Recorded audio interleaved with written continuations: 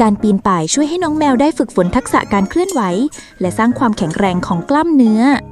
ลูกแมวเต็มไปด้วยพลังงานการปีนป่ายจึงเป็นวิธีที่ดีในการใช้พลังงานส่วนเกิน